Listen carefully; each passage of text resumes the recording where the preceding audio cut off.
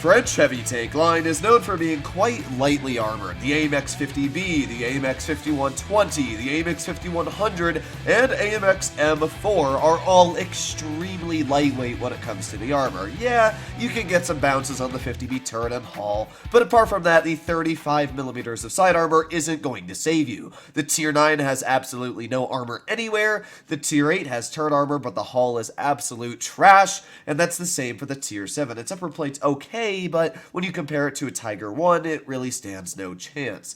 The ARL is, funny enough, really the only armored tech tree French heavy that you can grind, apart from, I guess, the Tier 5. Now, what makes the ARL so strong is that frontal armor. Its upper plate is around 180mm thick, and this is down at a tier where really no Tier 6s have 180mm of pen, unless you're driving an ARL, because not only does this tank have great armor, it also has ridiculous standard pen at 200mm, but it also has 2000 damage per minute, 260mm of premium pen. I mean, this tank is ridiculous. 10 degrees of gun depression. Oh, and by the way, the tank also has a fairly decent top speed of 37 kilometers per hour and a pretty good power to weight ratio of 18.6. It's really just an all-around amazing tank. Now, while the front may be very strong, it does have some pretty poor side armor. It's only like, what, 50mm on the side, so if you do over-angle,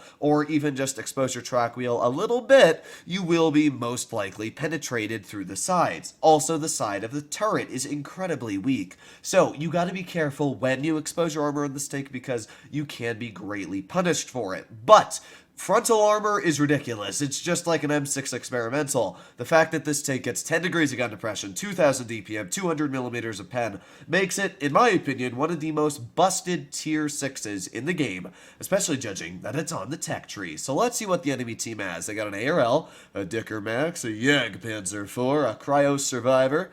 They got an MT-25, a Churchill 3, and a Panzer 4. The Cryos is known for having strong armor, but its armor isn't going to hold anything up to what our gun is capable of doing. You can see that great power to weight ratio getting us up to top speed, already up to 36 kilometers per hour. This tank's just fast too. I mean, it definitely holds those French roots of being able to reach a very good top speed, and it doesn't really slow down either. I wish it kind of went 40, but I mean, that would just be silly, wouldn't it?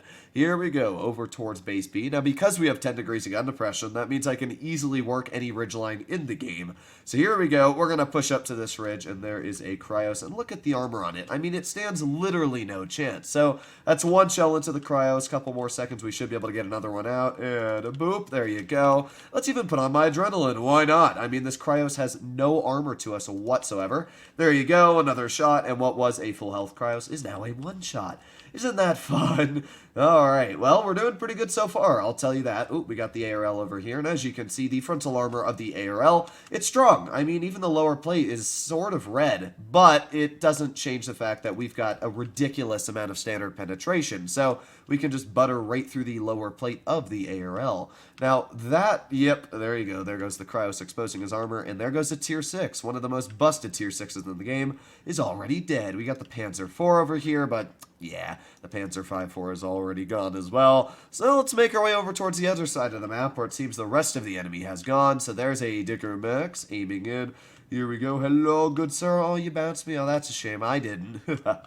Alright, 5 more seconds and maybe we'll be able to get another shell out. Looks like that guy doesn't want to trade with me, but we do got a Churchill 3 over here, which, not able to get that one out either. We got the ARL off to the side. We should be able to get that one out. And fire. Ow! I hate when I try to aim it and somebody backs up the last moment. That's such a sad moment. Either way, we got the Jagdpanzer IV off to the side, and let's aim for the larger part of his tank. There you go. Nice penetration for 220 damage. It also has 225 damage a shot, which is pretty beefy. You know, there are certain heavies like the Churchills, which only sit at around, like 160, so it's not bad that you're able to get out a pretty beefy chunk of damage. So here we go, aiming it on the Jagdpanzer. There's another nice penetration. Let's put on that adrenaline. 2 more seconds left, and there you go. I mean, this tank is just bullying. Even though we've been shot in the side a bit, it really doesn't matter.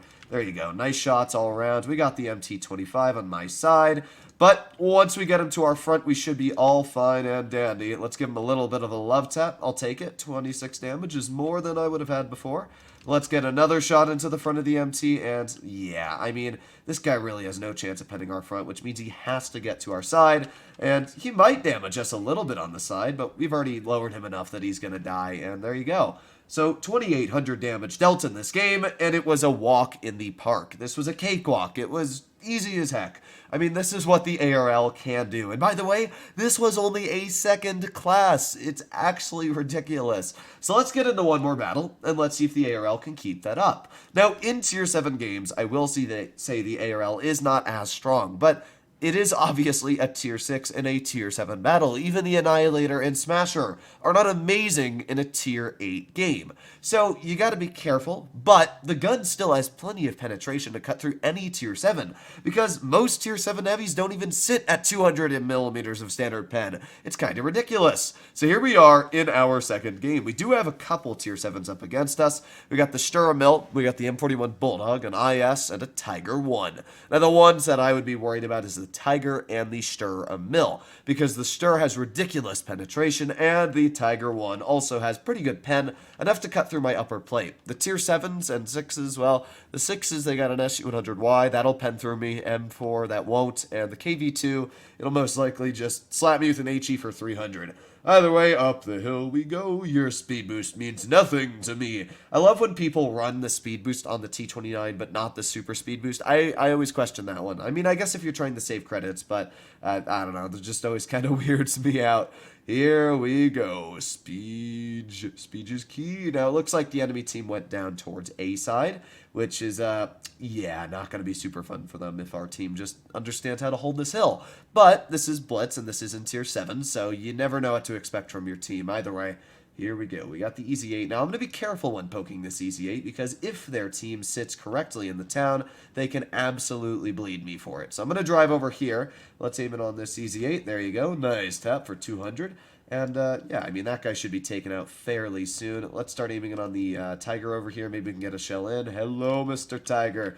There you go. Nice tap into his vehicle. Let's put on my adrenaline. And, I mean, just look at that pen right through the Tiger's frontal armor. But you did notice that the Tiger went through my upper plate as well. So while the armor is strong on this tank, it's not strong enough to bounce shells from a Tiger, which do have very nice penetration, as I did go over. So you do got to be careful. That was a nice shot into that Bulldog, wasn't it? We got the Sturmill off to the side, who, well, yeah, this guy should be a pretty easy pen. Let's aim at an HE. Oh, he's not even running Spall, calling his team bad and then not running Spall on a literal punching bag of a vehicle. Kind of ironic, right? Well, there goes the Sturmill, taken out. We got the Bulldog off to the side alongside the Tiger. Ooh, no, we can't get it out. Oh, yes, fire. There you go. Nice pen for 238. We are already up to 1,800 damage in this battle, and we're not dead yet. Let's keep going in. The speed, go, go, go. So we got the IS left, and the Bulldog's over there. Now, the IS has decent pen, about 170, but that means that we might actually be able to get a bounce in the side if we play this correctly. So let's push up onto this IS. Here we go. I'm going to angle my hull correctly like this, and that should give me the highest chance of bouncing a shell from this tank. So here we go. Leave it angled like that, and let's keep shooting at this guy. Ah, rip. Where did that even pin us? Oh, it hit us in the turret. Well, the turret is a weak spot on this tank. If you're able to hit the cheeks, you can quite easily pin it.